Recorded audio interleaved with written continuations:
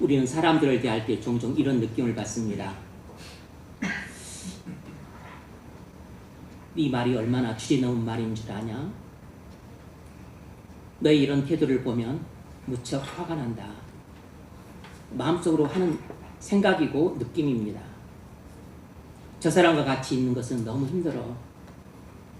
이런 느낌을 마음속으로 자주 받으면서도 우리가 사람들에게 말을 안 할 때가 많습니다.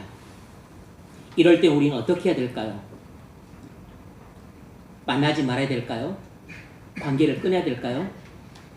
관계를 끊으면 마음의 불편함을 덜어서 마음이 잠시 편해질 수는 있을 테지만 상황이 좋아지는커녕 오히려 상황이 더 나빠지기가 십상입니다. 매번 내가 사람이 힘들 때마다 그 사람과 인간관계를 또 끊는다면 우리가 사회생활을 또 어떻게 하겠습니까? 도대체 이런 상황이 있을 때 우리가 어떻게 해야 되죠? 성경은 이 문제에 대해서 오늘 우리에게 명쾌한 대답을 줍니다. 누가 누구에게 불만이 있거든 서로 용납하여. 우리를 너무 힘들게 하는 그 사람을 용납하라는 것입니다. 이것이 우리가 만날 때마다 힘들고 피곤한 그 사람을 어떻게 대해야 될 것인가에 대한 성경의 대답입니다. 아무리 힘든 사람이라도 용납해야 됩니다. 이 명령은 그리스도 안에서 새 번성을 받은 우리에게 하시는 명령입니다. 그리스도 안에서 옛사람이 죽고 새사람이 된 사람은 주님의 이 명령에 순종할 수 있습니다. 물론 우리가 새사람이 되었다고 해서 항상 이 명령을 수월하게 순종할 수 있는 건 아닙니다. 창세기 3장을 보면 아담은 타락 직후 하나님으로부터 문책을 받을 때 하와에게 선악과를 따먹은 책임을 전가하면서 하와를 품어주지 않고 배척했습니다. 이전에는 하와를 내 뼈 중에 뼈, 살 중에 살이라고 하면서 안아주고 그리고 품어주고 감싸줬는데 타락 직후 범죄하고 나서는 그토록 사랑했던 아내 하와에 대한 남편 아담의 태도가 확 달라졌어요. 하와를 용납하지 않고 원망했습니다. 뿐만 아니라 하나님까지도 원망하며 배척했습니다. 그래서 아담에서 태어난 모든 사람은 다른 사람의 부족함에서 나오는 허물을 배척하려고 합니다. 이것이 아담 안에 있는 모든 사람의 성품이에요. 우리의 성품은 힘들게 하고 마음 상하게 하는 사람을 배척하려고 합니다. 이런 배척의 본성은 아담으로부터 물려받은 옛 본성입니다. 그러나 하나님은 아담과 하와가 타락하여 범죄했다고 해서 영영 관계를 끊고 버리지 않으셨습니다. 하나님은 타락하고 범죄한 아담과 하와를 용납하고 용서하고 끝까지 사랑해 주셨어요. 그러므로 용납은 하나님의 성품입니다. 하나님의 아들 그리스도는 신성의 모든 충만이 육체로 거하심으로 이 용납이라고 하는 하나님의 성품이 그리스도 안에도 충만히 거합니다. 그래서 용납은 그리스도의 새로운 성품이에요. 우리가 그리스도 안에 거할 때 이 옛 성품을 벗고 새 성품을 입게 됩니다. 사람들을 만나보면 느끼게 되는 것 중에 하나가 대부분 착각에 빠져 있다는 것입니다. 우리는 자신이 따뜻하고 부드러워서 사랑을 받을 만하다고 생각하는 경향이 있습니다. 우리는 속으로 남들이 뭐라고 하건 나는 꽤 괜찮은 사람이야. 이런 생각을 혼자 속으로 하고 있습니다. 그러나 사실 우리는 흠결이 많아서 다른 사람들을 무척 힘들게 하는 사람들이에요. 우리 자신만 모를 뿐입니다. 그래서 우리는 서로를 용납하지 않으면 친구가 될 수 없고 애인이 될 수 없고 부부가 될 수 없어요. 우리가 서로를 용납해야만 가정이 하나로 유지가 되고 그리고 직장도 생활이 가능하고 무엇보다도 교회의 연합이 유지가 됩니다. 하지만 우리 자체가 부족한 사람들이라 다른 부족한 사람들을 보면 힘들고 불편해서 용납하기가 무척 힘듭니다. 아담 안에 있는 옛 본성으로는 불가능하고 그리스도 안에 새 본성으로만 가능해요. 그래서 우리가 용납하는 사람이 되려면 그리스도를 믿음으로써 그리스도와 연합해야 합니다. 그리고 매일 위의 것을 찾아 그리스도 안에서 은혜 가운데 살아야 합니다. 사람들을 용납하는 것은 그리스도 안에서 은혜를 입은 새로운 사람이라는 표지입니다. 존재의 변화가 와야 행위의 변화가 옵니다. 용납이라는 새로운 성품을 가진 존재로의 변화가 일어날 때 용납이라는 행위의 변화가 따라옵니다. 그러므로 용납은 영적인 승리예요. 영적인 승리는 위의 것을 찾을 때 오는 결과입니다. 그러므로 우리가 오늘 본문에서 어떤 진리를 발견할 수 있냐면 그리스도인은 사람의 부족함을 용납하는 사람이 되어야 한다는 것입니다. 오늘 본문은 우리에게 바로 이 교리를 말해줘요. 그리스도인은 사람의 부족함을 용납하는 사람이 되어야 합니다. 누가 누구에게 불만이 있거든 서로 용납하여. 여기서 중요한 두 가지 단어는 불만과 용납이라는 단어입니다. 메가더 주석을 보면 불만을 어떻게 해석했냐면 불만은 상대방의 잘못 때문에 생긴 정당한 불평거리를 의미한다는 것입니다. 상대방의 잘못 때문에 생긴 정당한 불평거리, 상대방의 잘못 때문에 생긴 정당한 비난거리, 상대방의 결점 때문에 생긴 정당한 책망사유, 이것을 불만이라고 해석했어요. 여기서 불만은 근거 없는 트집이 아니라 상대의 결정과 잘못 때문에 발생한 정당한 책망거리입니다. 용납하다란 상대방의 결점과 불편함을 인식하면서도 그것 때문에 관계를 끊지 않고 지속적으로 참아내며 받아들이는 것을 의미합니다. 용납하다는 것은 상대방의 약점과 결점과 그 잘못을 잘 알고 있으면서도 관계를 절대로 끊지 않고 지속적으로 참고 받아주는 것을 가리킵니다. 이것이 용납하다는 말의 뜻이에요. 본문에서 불만이 있거든 용납하라고 했는데 이 말은 상대방의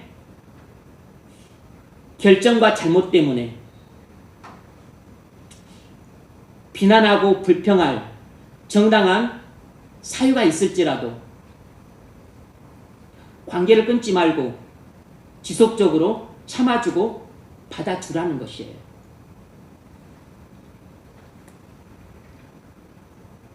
핵심은 세 가지입니다. 내가 상대의 결점과 잘못을 잘 알고 있어요. 두 번째는 감정적으로 싫어도 관계를 절대로 끊지 말고 계속 유지하라는 것입니다. 그리고 세 번째로 계속해서 참아주고 받아주라는 것이에요.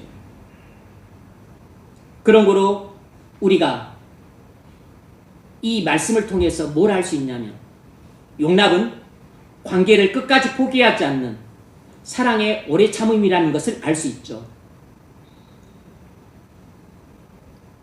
관계를 끝까지 포기하지 않는 오직 사랑으로만 가능한 오래 참음인 것입니다. 바울은 우리에게 불만이 있더라도 서로 용납하라고 명령했습니다. 교회에서는 반드시 서로를 용납하고 용서하고 사랑해야 합니다. 그래야만 교회의 연합을 지킬 수 있어요. 용납과 용서는 차이가 있습니다. 용서는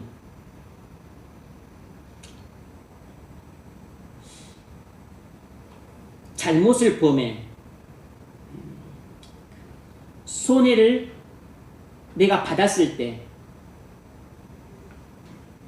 하는 것이고, 용납은 상대방의 그 결점과 또 잘못 때문에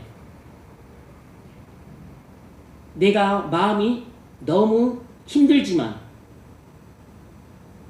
그것을 계속 참고 받아주면서 관계를 유지하는 것을 말합니다. 사실 여러분이 그동안은 용서나 사랑에 대해서는 많은 말을 듣고 생각도 많이 했을 겁니다. 근데 용납이라는 말에 대해서는 그다지 잘 듣지도 않았을 뿐만 아니라 생각하지도 않았을 것이에요. 그런데 용납하는 것이 용서하는 것보다 훨씬 힘듭니다. 왜냐하면 용서는 보통 단회적이지만 용납은 지속적이기 때문이에요. 용서는 보통 한 번, 두 번, 세 번으로 끝나지만 용납은 하루 24시간, 1년 365일, 때로는 10년, 20년 평생 해줘야 되는 것이에요. 그래서 용납이 용서보다 훨씬 힘들고 어려운 일입니다.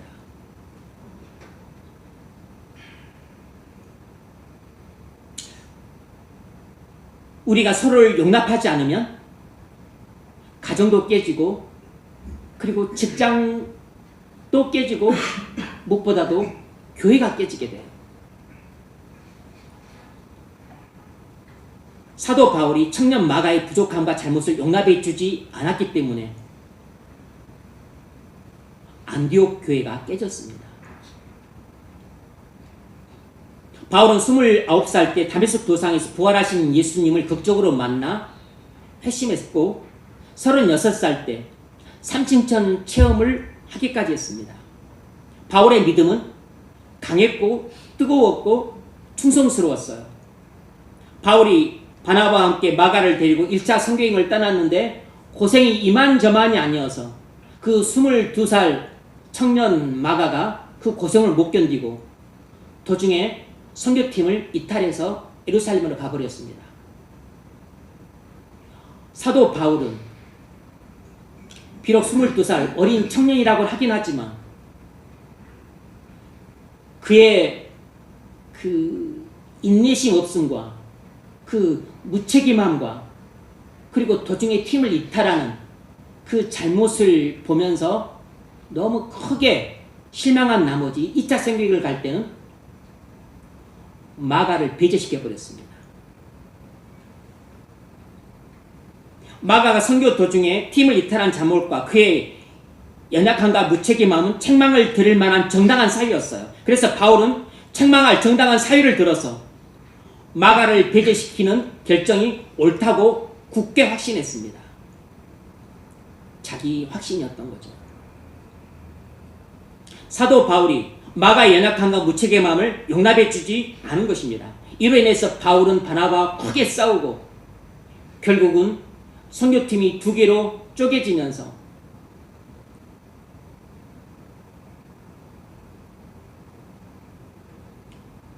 안디옥 교회가 어려움을 겪는 그런 위기에 처하게 됐어요. 이처럼 목회자와 교인들이 서로를 용납해주지 않으면 교회 연합은 반드시 깨지고 맙니다. 아마 바울은 로마 감옥에서 이 골로새서 편지를 쓸 때 자기의 과거 잘못이 기억났을 것입니다. 그래서 에베소서를 로마 감옥에서 쓸 때에도 교회 연합을 지키는 것이 교회 연합을 지키는 가장 중요한 그 방법은 서로를 용납해 주는 것이라고 강조를 했어요. 바울은 에베소서 1, 2, 3장에서 교회 연합에 대해 이야기를 했습니다. 그리고 이 교회 연합을 지키는 길이 무엇인고를 에베소서 사울 입장에서 말했는데 이 4장 2절 3절에서 바울은 교회 연합을 지키는 가장 중요한 길은 겸손과 온유와 오래 참음과 사랑 가운데서 서로를 용납하는 것이라고 확정적으로 이야기를 해요. 모든 겸손과 온유로 하고 오래 참음으로 사랑 가운데 서로 용납하고 성령이 하나 되시게 하신 것을 힘써 지키라. 무슨 말이냐면 서로를 교인들이 용납해 줘야만 교회의 하나됨을 지킬 수 있다는 것입니다. 우리는 서로 결점도 많고 약점도 많고 그리고 많은 허물들을 범하는 사람들인데 그때마다 네 결점 때문에 너무 힘들어. 네 약점 좀 고쳐라. 네가 이렇게 잘못하니까 내가 너무 힘들다. 도대체 말을 왜 그런 식으로 하냐?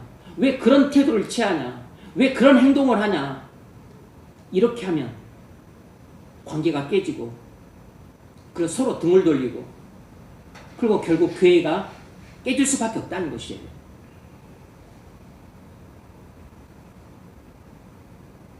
자신의 과거 실수를 반면 교사 삼아 나오는 교훈이었던 거죠. 여기서도 알 수 있지만 우리가 겸손하고 온유하고 오래 참고 사랑하는 사람이어야만 누군가의 정당한 불만거리라도 용납할 수 있습니다. 당시 45살의 바울은 믿음이 크고 강하고 충성스러웠지만 상대적으로 겸손과 온유와 오래 참음과 용납이라고 하는 이 세 성품은 부족했던 것이에요. 회심한 지 16년이 지났고 삼층천 체험까지 해서 믿음은 말할 수 없이 강하고 뜨겁고 충성스러웠지만 아담의 옛 본성을 벗고 그리스도의 새 본성을 입는 것은 그 뜨거운 회심 단번에 되는 것이 아니었고 삼층천 그 놀라운 성령 체험 그 단번에 이루어지는 일이 아니었던 것이에요. 날마다 그리스도 안에서 옛 본성을 벗고 새 본성을 입어야 했습니다. 그래서 바울이 우리에게 위의 것을 찾으라고 당부했던 것이, 위의 것을 찾으란 말은 날마다 계속해서 한순간도 빠지지 않고 날마다 계속해서 하라는 지속적인 명령행입니다. 이것이 승리하는 삶의 비결이라는 것을 바울 자신이 깨달았기 때문이에요. 여러분, 우리가 아무리 뜨겁게 회심을 하고 방언 은사를 받고 성령 체험을 해도 그런 것만으로는 단번에 옛 본성이 벗겨지고 새 본성이 입혀지는 게 아닙니다. 똑똑히 하셔야 돼요. 어떤 목사님은 성령의 불을 받아 방바닥을 뒹굴면서 뜨겁게 회심을 했습니다. 그리고 방언 은사도 받아서 날마다 새벽마다 저녁마다 기도를 해요. 하지만 30년 동안 좀처럼 옛 본성이 벗겨지지 않고 새 본성이 잘 입혀지지 않았습니다. 새 사람이 안 됐다는 뜻이 아니에요. 새로운 사람이 되었는데, 그리스도 안에서 새로운 사람이 되었는데 그 옛날 본성이 잘 벗겨지질 않는 것입니다. 괄괄한 성품, 거친 말,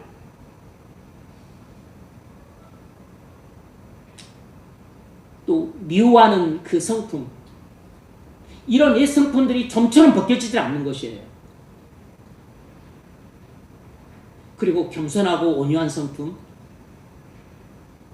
오래 참고 용납해주는 성품, 그리고 용서하고 사랑하는 이 새 본성들이 좀처럼 잘 입혀지질 않았어요. 그것 때문에 본인도 힘들어하고 사모님도 무척 힘들어하셨습니다.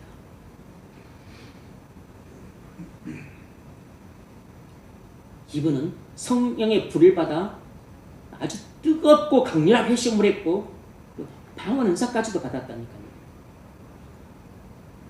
여러분이 회심을 했다고 해서 단번에 용납하는 사람이 되는 게 아닙니다. 여러분이 회심한 지 10년이 지나고 20년이 지나고 심지어 30년이 지났다고 해서 겸손하고 온유하고 오래 참고 용납하는 사람이 되는 게 아니에요. 그런 새 본성으로 충만해지는 게 아닙니다. 옛 본성을 벗고 새 본성을 입는 데에는 오랜 기간이 필요해요. 하지만 또 오랜 기간이 지났다고 해서 회심한 지 20년, 30년, 40년, 50년이 지났다고 해서 저절로 옛 본성이 벗겨지고 새 본성이 입혀지는 것도 아니랍니다. 오직 매일같이 그리스도로부터 받는 은혜로만 해결이 되는 것이에요.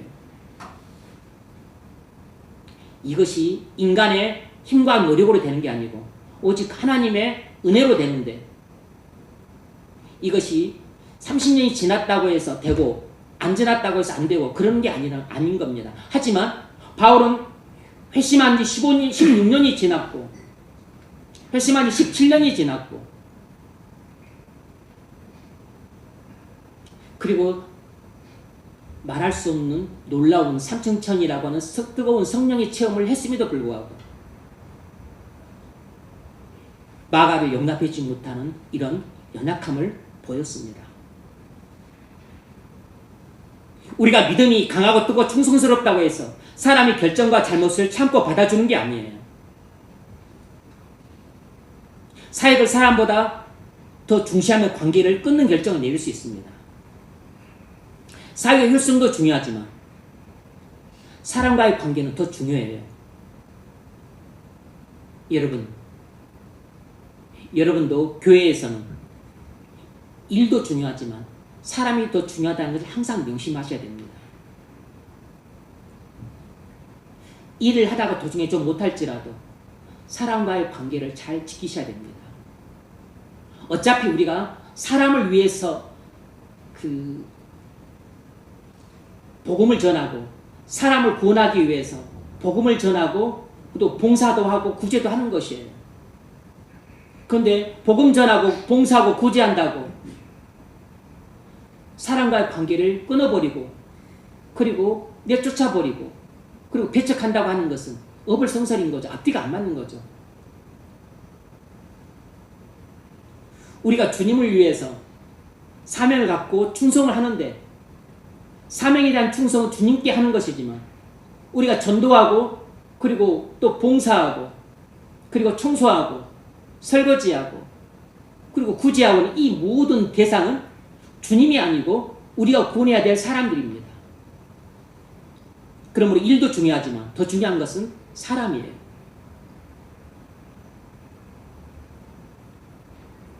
제가 사역할 때 스스로 회심했다고 믿는 어떤 형제가 자기 나름 열심을 내고 충성을 했습니다. 그런데 가르쳐 주신 대로 공기도를 하지 않고 자꾸 제멋대로 공기도를 하는 것이에요. 공기도를 그 순서대로 하는 게 어려운 일도 아닌데 자꾸 그냥 개멋을 부리면서 폼나게 기도를 하려고 해요. 너무 마음에 거슬렸습니다. 주일 준비를 제대로 하지 않고 옵니다. 주말에 충분히 자지 않고 오니까 주일 예배 때마다 졸아요. 눈에 다크서클이 막 내려앉고 피곤해서 어쩔 줄을 몰라 합니다.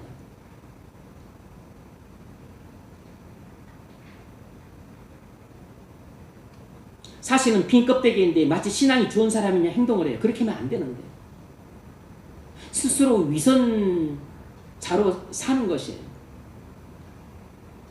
그럼 나중에 바리새인 꼴이 나는 것 말고 다른 게 있겠습니까? 마음속에 고민이 컸습니다. 어떻게 해야 되나? 말을 해야 되나? 아니면 좀 더 지켜봐야 되나?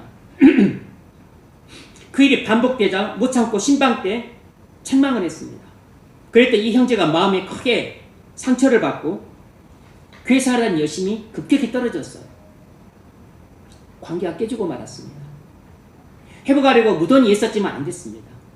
그의 결정과 잘못 때문에 정당한 책망거리라고 여겨서 그래서 책망을 했는데 결국은 관계가 깨지고 말았던 거예요. 계속해서 참고 품어주었어야 했는데 사역 초창기라 저도 미숙해서 조급한 행동을 했습니다. 결국 사람을 잃고 말았어요.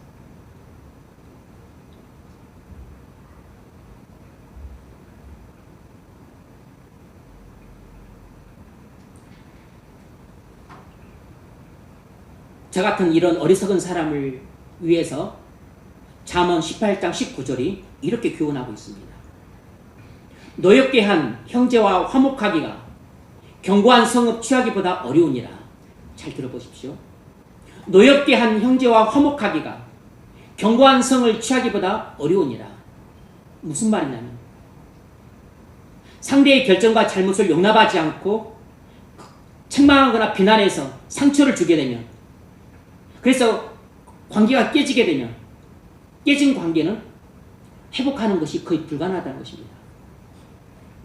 상대의 분명한 결정과 잘못이 있어서 내가 정당한 책망 사유가 있어서 그래서 내가 정당하게 책망을 했는데 결국 결과는 그 사람과 관계가 깨졌어요. 그런데 그 깨진 관계는 회복하기가 거의 불가능하다는 것입니다.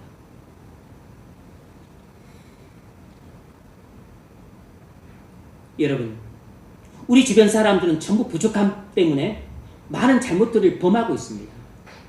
우리가 그 사람의 부족함 때문에 생기는 잘못들을 참고 받아주지 않고 비난하고 남으라면 그 사람은 마음의 상처를 크게 받고 관계가 깨집니다. 우리는 다 죄인들이라 결정과 부족함 때문에 많은 잘못들을 범하고 삽니다. 그런데 우리가 다른 사람들과 관계가 끊어지지 않고 지금까지 계속 유지되고 있는 것은 바로 우리 주변에 있는 다른 사람들이 나의 결정과 많은 허물들을 오랫동안 참고 받아주었기 때문입니다.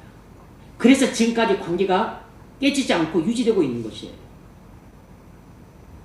나만 다른 사람의 그 큰 결정, 그 큰 약점, 그 큰 허물들을 내가 참아주고 있다고 생각하기 쉬운데, 내가 참아주고 있는 약점은 티에 불과하고 그 사람이 나에 대해 참아주고 있는 것은 들보에 가까운 것입니다. 우린 자기 중심적이라 항상 자기 편에서만 생각을 하고 있기 때문에 그래요.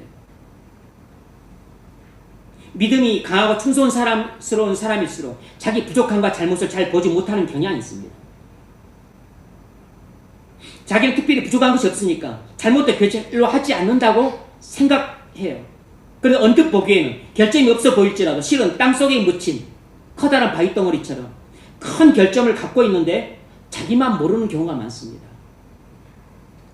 바로 45살 사도 바울이 그랬어요.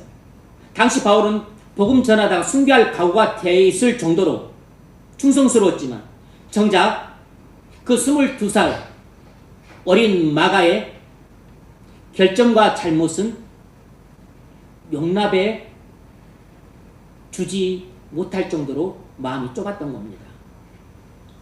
믿음이 강하고 뜨겁고 충성스러워도 마음이 좁을 수 있는 것입니다. 신앙이 미숙하기 때문에 그런 거예요. 뭘 할 수 있냐면 사람이 잘못 때문에 생긴 정당한 책망거리를 용납해 주는 것이 어려운 일이라는 것입니다.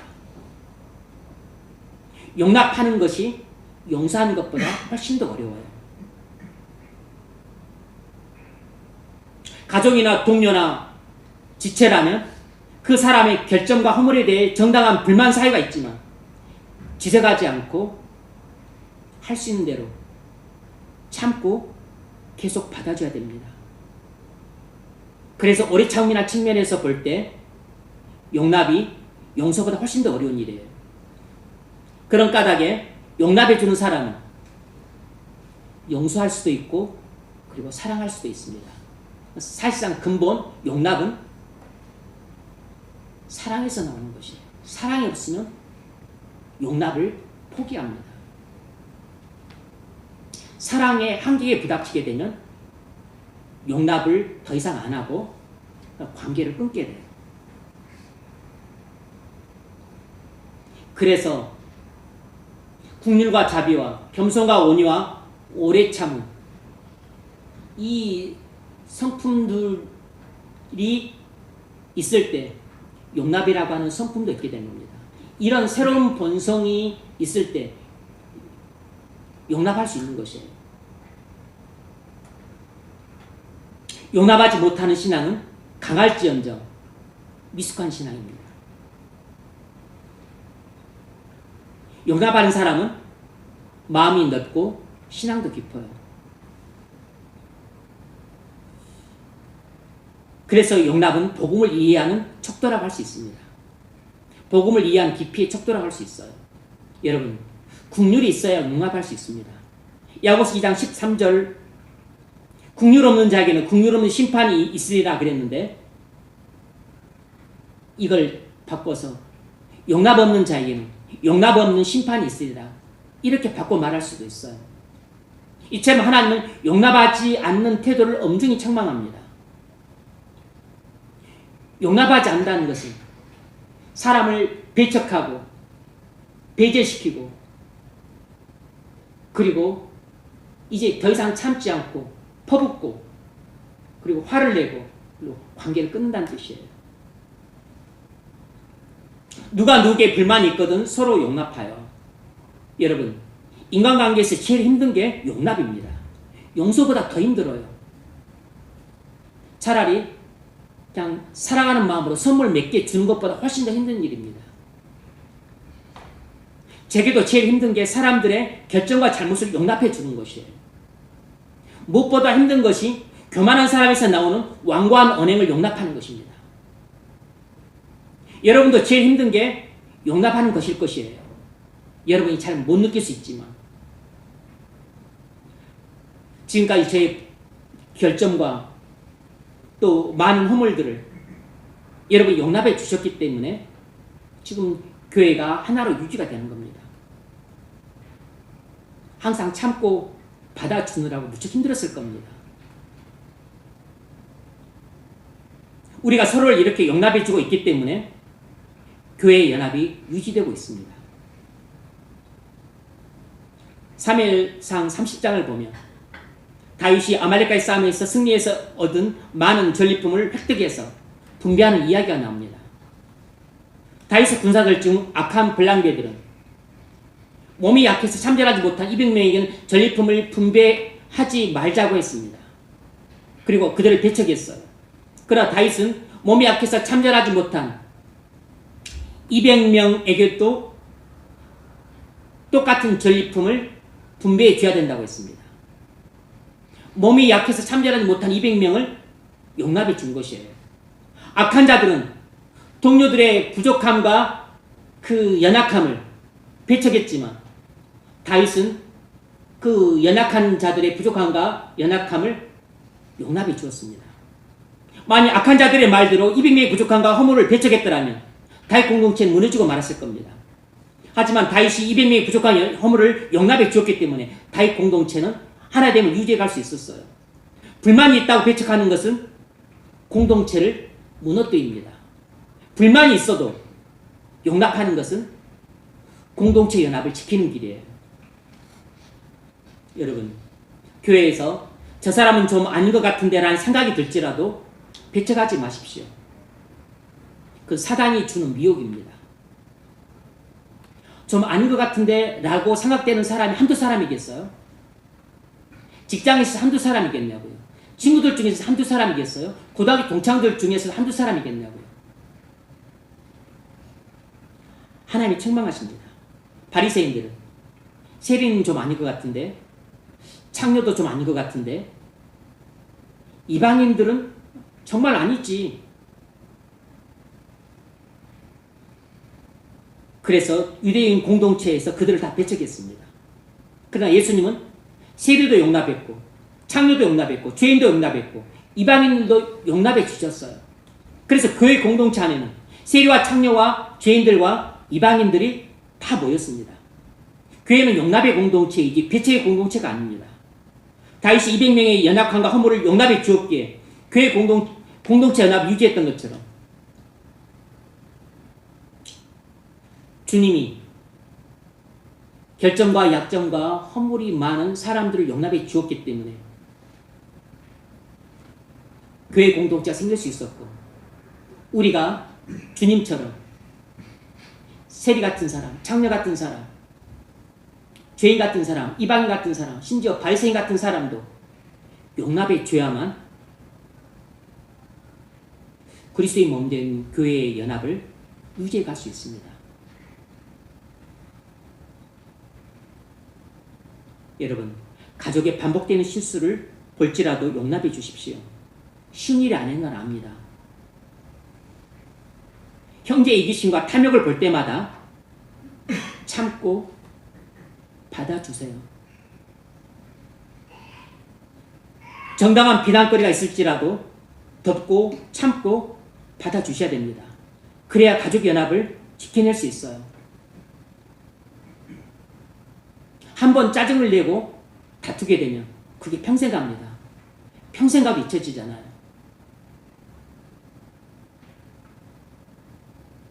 오 년 10년을 참았습니다. 계속 새언니가 이기적으로 행동을 해요. 자기 분수를 모릅니다. 그래서 시누이가 한바탕 퍼부었습니다. 왜 그렇게 행동하냐고. 그럼 울죠. 그래서 관계가 불편해집니다. 그리고 보이지 않게 관계가 깨져요.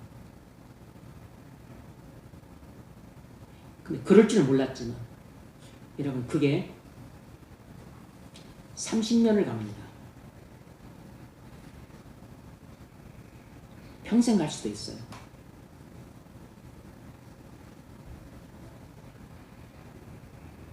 (30여 년) 전에 어떤 사람이 자기 그 매제가 자기 여동생에게 자꾸 손찌검을 하는 것입니다. 그래서 그냥 몇 번 이야기 듣고 참다가 한번 일이 좀 심하게 일어나서 전화를 했어요. 그래서 처음에는 좋은 말로 좀 당부를 했습니다. 그런데 이 남편이 자기 여동생 아내에게 그 흉을 보면서 내가 이렇게 손찌검을 할 수밖에 없는 것에 대해서 자꾸 변명을 했어요. 그러니까 듣다가 화가 났습니다.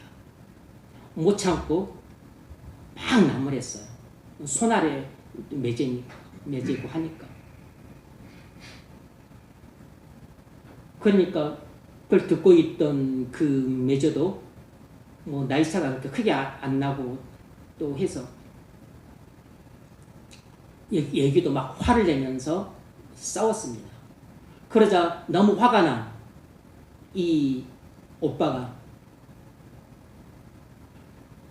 이 매제 어머니한테도 전화를 했어요. 사부인한테도. 그리고서 어떻게 이럴 수가 있냐고. 이 매제가 더 막 격분을 했습니다. 30여 년 전에 일어난 일인데 지금까지 화해를 못하고 있어요.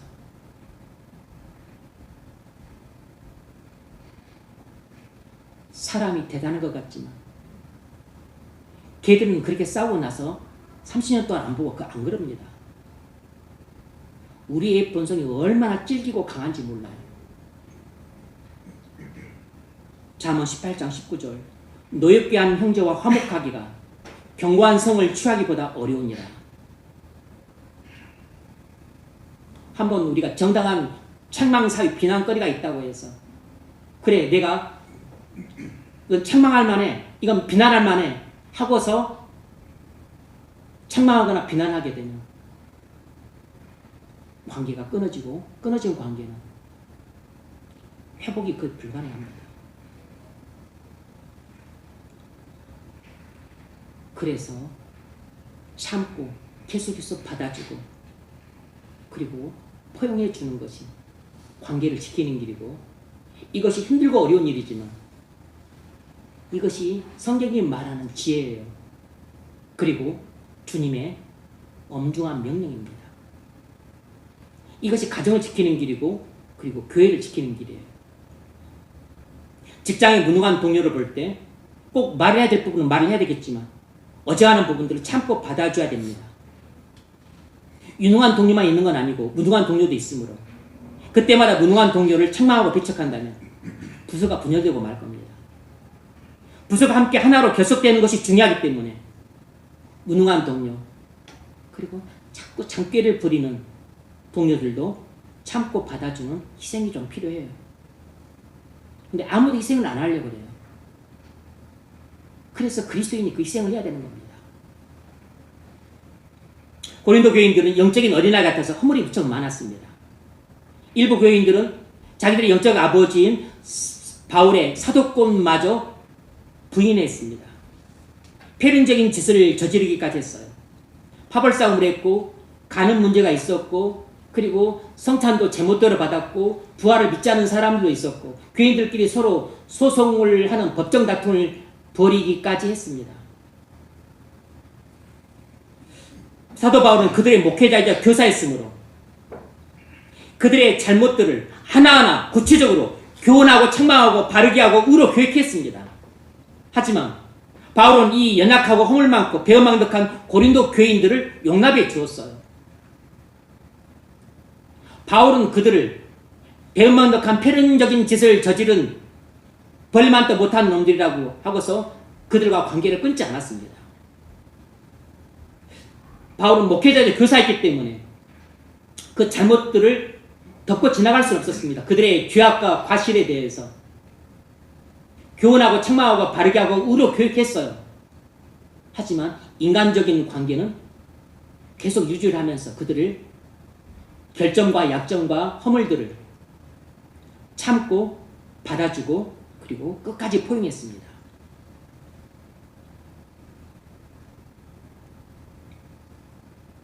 근데 여러분은 다른 사람이 교사가 아니잖아요. 그러면 함부로 교사 노릇 하려고 하지 마세요. 부모는 자식의 교사가 될 수 있지만 교인들끼리는 또 형제간에는 교사가 아니에요. 교사 노릇 하려고 하지 마십시오.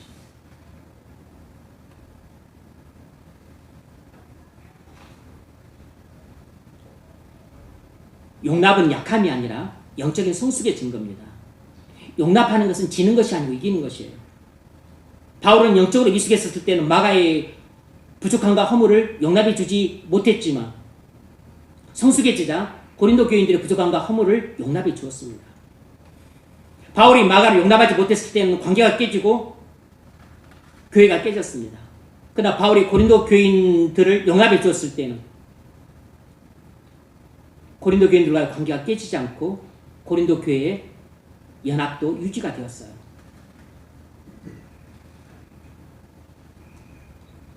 용납은 국률과 자비와 겸손과 온유와 오래 참음의 새 본성을 받은 사람들에게서 나오는 행위이자 동시에 똑같은 새 본성이에요. 그래서 우리가 누군가를 용납하는 것은 영적인 승리입니다. 그래서 바울이 로마서에서 연약한 성도들을 용납해 주라고 권면했습니다. 로마서 14장 1절. 믿음이 연약한 자를 너희가 받되 그의 의견을 비판하지 말라. 어떤 사람은 모든 것을 먹을 만한 믿음이 있고 믿음이 연약한 채소만 먹느니라. 로마 교회에서 일어났고 초대교회에서 여러 군데서 일어났던 음식 먹는 논쟁이 있었습니다. 시장에서 파는 고기를 먹어도 된다, 먹어서는 안 된다, 우상에 바친 제물이가 먹어서 안 된다, 이런 논란이 분분했습니다. 지식은 우상에 바친 제물일지라도 먹을 수 있다는 것이에요. 그런데 먹을 수 없다 생각하는 연약한 자들이 훨씬 더 많았습니다. 그런데 먹을 수 있지만 먹을 수 있다는 그것이 옳은 것이지만 올바른 지식이지만 먹을 수 없다고 생각하는 사람들은 만약 이들이 먹게 되면 먹을 수 없다고 그들을 굳게 믿고 있기 때문에 실족을 하게 돼요. 그래서 실족치 않기 위해서 먹지 말라는 것이에요. 먹을 수 있는데 먹지 말라는 것입니다. 그러니까 지식과 진리는 다른 것입니다. 지식으로는 맞지만 진리로는 틀릴 수가 있는 것이에요. 그래서 진리는 사랑 안에서 지식을 향하는 것입니다. 강한 자는 약한 자를 용납하라고 했습니다. 로마서 15장 1절에서 그 이야기를 하고 있어요. 믿음이 강한 우리는 마땅히 믿음이 약한 자의 약점을 담당하고 자기를 기쁘게 하지 아니할 것이라. 믿음이 크고 강한 사람은 믿음이 약하고 작은 사람들을 용납해 줘야 된다는 것입니다. 먹을 수 없다고 생각하는 사람들을, 그게 잘못된 생각이에요. 그게 틀린 지식입니다. 하지만 비난하지 말라는 것이에요. 비난할 만한 정당한 사유를 갖고 있는데 비난하지 말라는 것입니다. 책망할 만한 사유를 갖고 있는데 책망하지 말라는 것이에요. 이놈들 때문에 나도 먹지 말아야 되나? 불만거리가 있지만, 정당한 불만거리가 있지만 불만 표시하지 말라는 것입니다. 왜냐하면 그것이 하나님께 영광이 되기 때문이에요. 그러므로 그리스도께서 우리를 받아 하나님께 영광을 돌리신 것 같이 너희도 서로 받으라. 우리가 그리스도께서 우리를 용납하시기 때문에 하나님께 영광을 돌렸어요. 마찬가지로 우리도 그리스도 안에서 다른 사람들의 결정과 잘못을 용납하게 되면 그것이 하나님께 영광이 되는 것입니다. 여러분, 믿음이 약한 자들을 정죄하지 말고 용납해 주십시오. 믿음이 약한 자들은 놀랍게도 자기가 믿음이 약하다고 결코 생각하지 않아요. 믿음이 없는 자들은 희한하게도 자기는 믿음이 없다고 생각하지 않습니다. 교만한 자들을 정죄하지 말고 용납해 주십시오. 교만한 자들은 자기가 교만하다고 절대로 생각 안 합니다. 그러니까 용납해 주기가 더 힘들어요.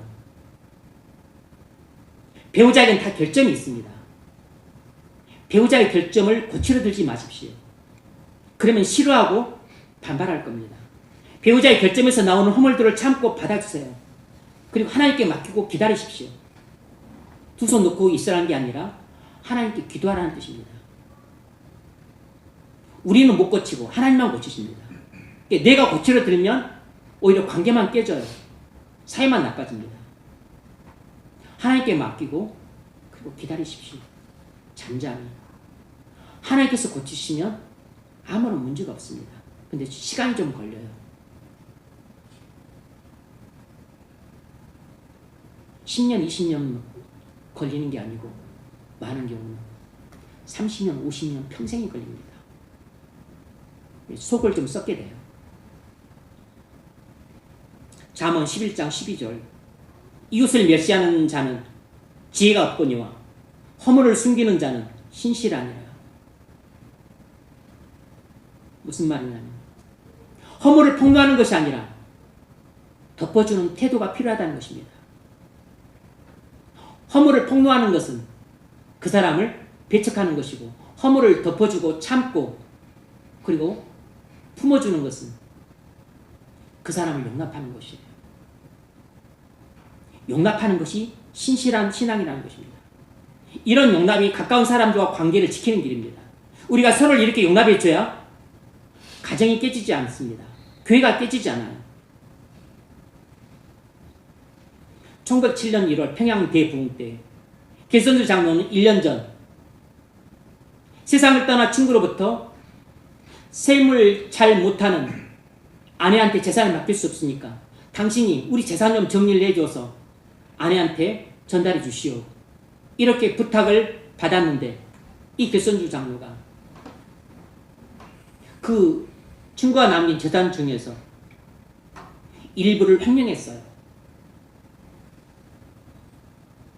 그리고 그 사실을 바로 1907년 1월 붕해하는 밤 설교를 마치고 나서 기도할 때 자기 죄를 고백했습니다.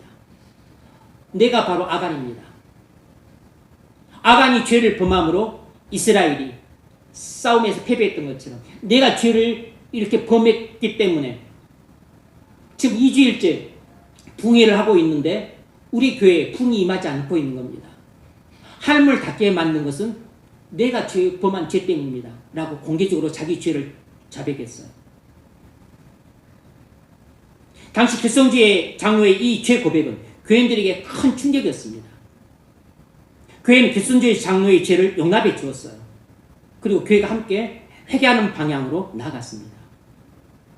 그의 죄 고백은 개인의 죄를 넘어서 교회 전체의 죄를 자하게 만들었습니다. 성도들 전체가 울며 통성으로 회개함으로 그날 밤이 성령이 부어져서 놀라운 교회 부흥이 일어났어요. 이후에 많은 성도들이 자기 죄를 고백하면서 교회 전체가 영적인 각성을 경험하게 됐습니다. 만일 그때 교회가 편협한 시각으로 그 문제를 바라보고 횡령배임한 그 개선주 장로를 온졸하게 교회에서 내쫓았더라면 교회의 회개와 영적인 각성은 일어나지 않았을 것입니다. 자기 죄를 고백한 개선주 장로를 선교사님들과 전교인이 용납해 주었기 때문에 오히려 전 교인이 자기 죄를 회개하고 자기 죄를 고백하고 통해 자복하는 회개 역사가 일어났던 거예요. 교회에 성령이 부어지면 살문이 열리고 부흥이 일어났던 겁니다. 이처럼 용납은 한 사람의 인생만 바꾼 게 아니고 교회 전체를 바꾸었고 우리나라 교회 전체를 바꾸었습니다.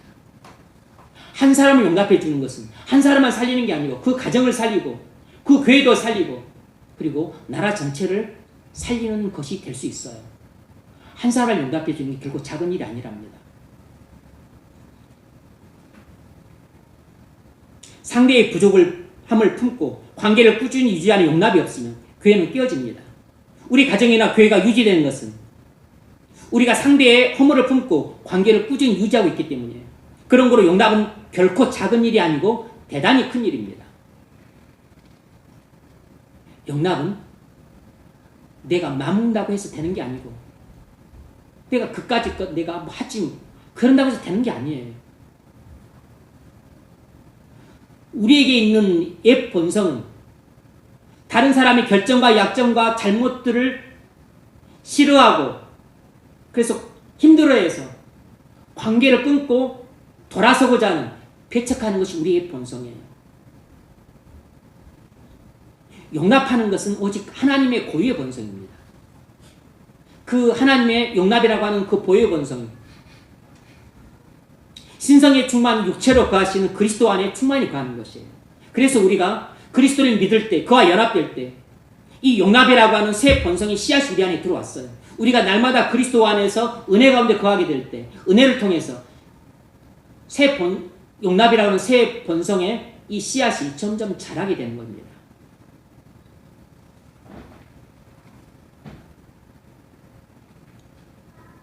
용납은 가정연합과 교회연합을 유지하는 비결입니다.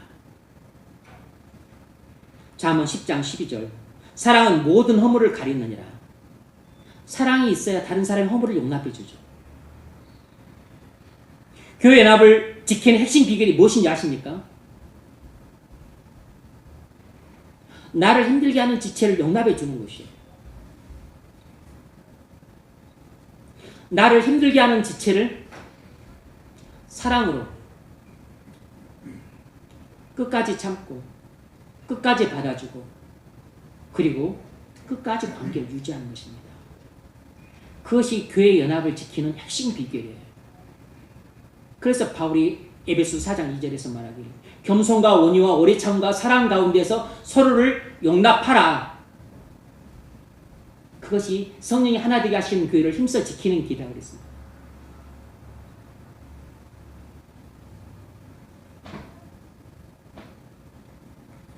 마태복음 12장 20절 상한 갈대를 꺾지 아니하며 꺼져가는 심지를 끄지 아니하고 이것은 그리스도의 온유한 성품을 말할 때 나오는 대표적인 구절입니다. 그런데 온유함만이 아니고 여기에는 용납함이라고 하는 새 본성도 있어요. 그리스도는 내가 연약하고 허물 많다고 관계를 끊지 않았습니다. 우리가 어떤 존재냐면 상한 갈대 같은 존재예요. 상한 갈대란 꺾어진 갈대를 말합니다. 갈대 별 쓸데도 없는데 더더구나 꺾어진 갈대예요. 꺾어진 갈대를 어디다 씁니까? 우리 꺾어진 갈대를 보면 우리는 본성상 확 부러뜨려 버립니다. 그런데 그리스도는 이 상한 갈대 같은 나를 꺾지 않으셨다고 그랬어요. 상한 갈대를 꺾지 않으시고 꺼져가는 심지를 끄지 않으셨다고. 꺼져가는 심지란 이제 불이 꺼져서 끓음이 나오는 그 심지를 말하는 것이에요. 우리는 끓음 나오는 거 싫어하니까 손가락 확 눌러버려요. 초에 있는 심지. 그래서 끓음 나오지 마라. 그러지 말라는 것입니다. 우리가 바로 끓음이 나오는 심자 같은 존재입니다. 무슨 뜻이죠? 아무짝에도 쓸모없는 존재인데 그리스도께서 우리를 상한 갈대와 같이 아무짝에 쓸모없는 존재인 나를 품어주셨다는 것입니다. 꺼져가는 심지와 같이 그렇게 결점이 많고 흠결이 많고 그리고 허물이 많은 나를 참고 그리고 품어주셨다는 것이에요.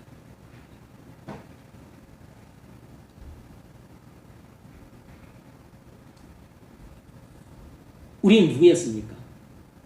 하나님의 거역한 자요? 죄 가운데 죽은가요? 원수된 자였습니다. 그런 우리를 위해 예수 그리스도께서 우리 죄를 십자가에서 대신 지시고 하나님의 진노의 심판을 받으셨습니다. 우리를 정죄하지 않으시고 하나님의 자녀로 삼아주셨어요.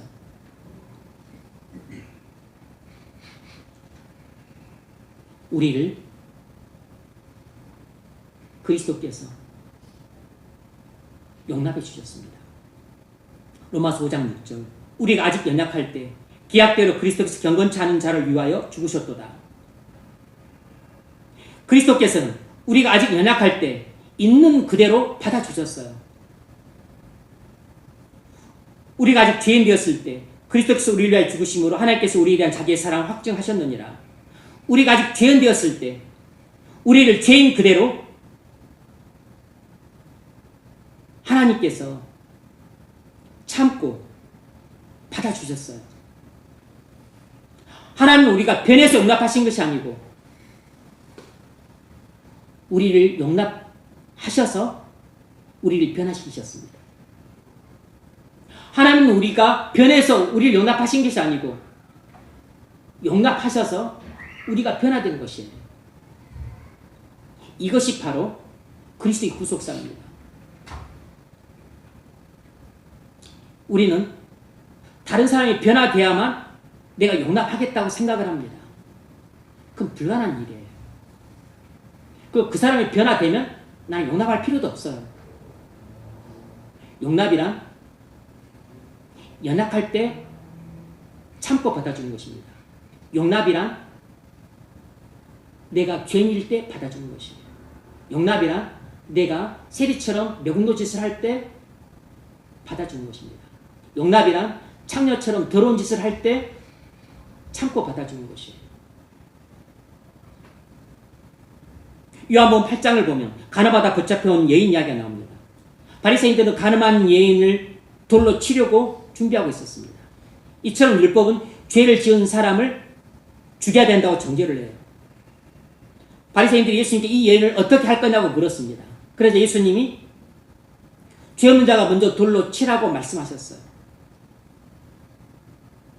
이 말씀은 하나님이 간음죄를 저지른 이 여인을 용납하셨다는 뜻이에요. 나도 간음하다 붙잡힌 이 여인을 용납하겠다는 뜻입니다. 예수님의 단언한 선언이에요. 나도 너를 정죄하지 않으니 더 이상 죄를 짓지 말라고 하시면 보내주셨어요.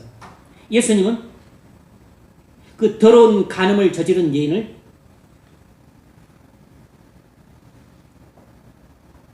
있는 그대로 받아주셨습니다. 여인이 회개하고 죄 용서를 구했기 때문에 용납하신 게 아니고 그가 아직 회개하지도 않고 죄 용서를 구하지도 않았는데 먼저 받아주신 것입니다. 예수님의 용납을 받고 더더욱 예수님이 또 그 여자를 죄를 용서해 주셨어요. 간음죄를 용서해 주셨습니다. 사랑을 받은 거죠. 예수님은 그 여인을 용납하시고 용서하시고 끝까지 사랑해 주셨어요. 그러니 이 여인이 어떻게 예수님의 용납과 용서와 사랑을 받고 회개를 안 할 수 있겠어요? 당연히 자기 죄를 깨닫고 회개를 했겠죠. 그리스도는 죄를 짓다가 현장에서 붙잡힌 우리를 사랑으로 용납해 주셨습니다. 우리를 율법으로 정죄하지 않으시고 참고 받아주셨어요. 그리고 우리 죄를 용서해 주셨습니다. 용납과 용서해 주신 것이 아니라 그 외에 지금까지도 우리에게 사랑을 베풀고 계세요. 저는 원래 이 본문을 설교할 때 용납과 용서와 사랑 이 세 가지를 같이 묶어서 하려고 했었습니다. 그런데 하다 보니까 용납은 거의 그러니까 유명무실해지고 용서와 사랑에만 포커스가 가더라고요. 그러면 안 되겠다 생각을 했습니다. 이 용납이 너무 중요하고 그리고 사실상 힘든 일인데 그래서 그냥 일부러 떼어냈습니다.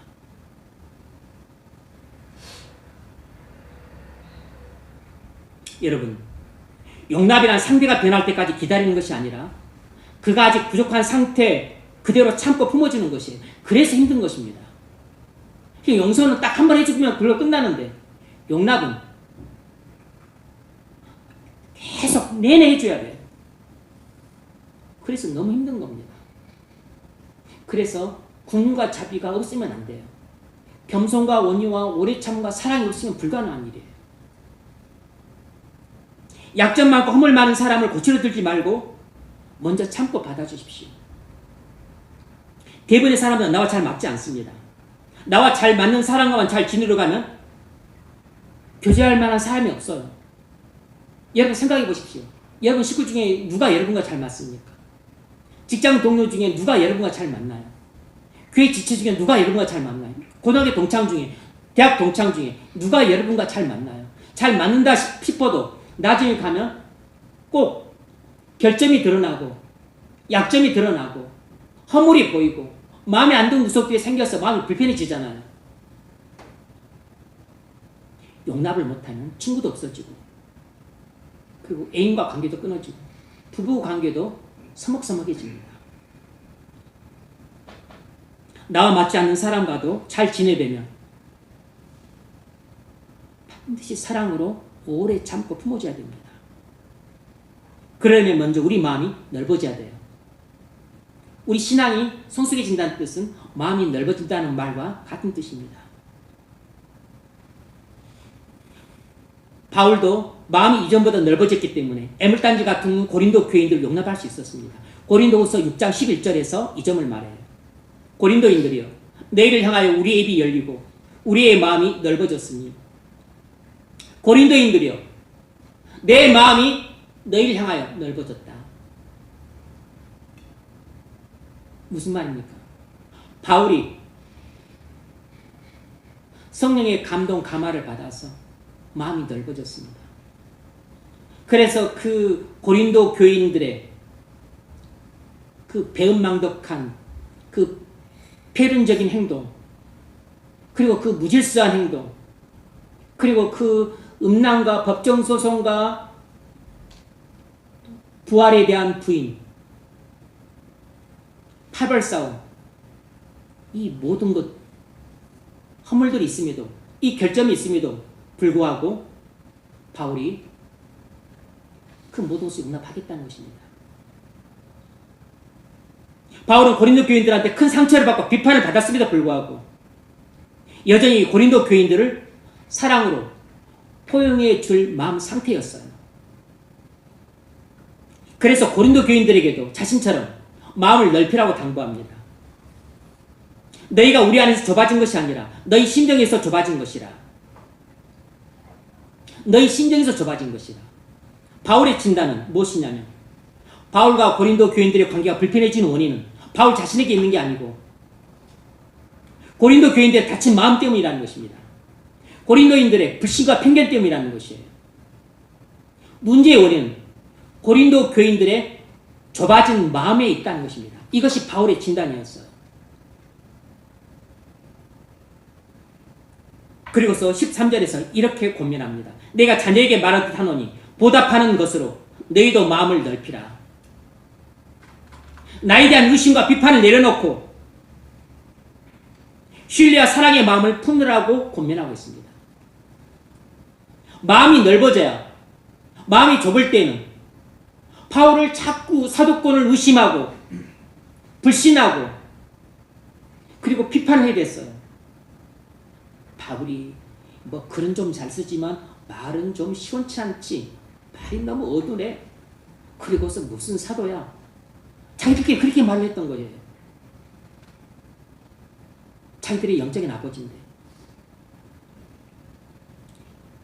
왜 그랬냐면 고린도인들이 회심을 했어요. 거듭난 성도였습니다. 그럼에도 불구하고 영적인 어린아이 같아서 마음이 좁아 터졌기 때문입니다. 그래서 바울이 온유함을 그걸 용납이 못해줬습니다. 그리고 12사도에 속했던 게 아니고 바울은 다메섹 두사의 사도로 부름받았잖아요. 그 사도권을 인정을 안 해줬습니다.